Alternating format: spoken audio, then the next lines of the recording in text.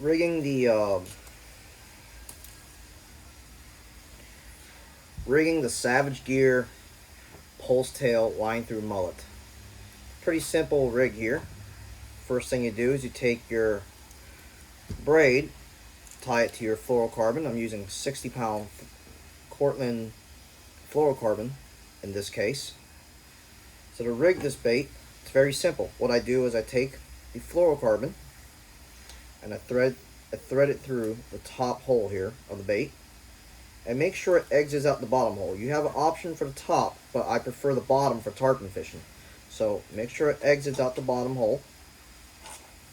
Then you take your hook, a treble hook. This is a number 1 treble hook. And all you have to do is, I like to tie simple clinch knot. 3 turns, 4 turns, whichever you're comfortable with.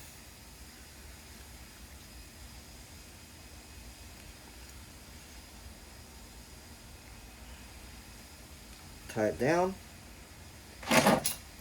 clip off the tag, and now you're ready to insert this hook into the bait. So all you have to do is slide the hook up, and make sure that you find, I like to find where the hook eye lays parallel with the bait. And if you see, there's a slot in here to be able to slide in one of the hooks on the treble hook. So you slide that in that slot, you pull it tight, and here's your bait. The hook has got to be as horizontal or parallel with the bait as much as possible to get the best hookup ratio here. When the fish grabs this lure, this hook will deploy, bait will separate from the hook, and all you have is a free swinging treble hook to find a nice part of the mouth inside a tarpon to latch onto. And if the fish breaks off, all that's left is this hook. This bait is usually up the line. It'll either fall off or it'll just stay up your line and you retrieve it back. There is about a 40% time when I get my bait back, even after breaking out the fish.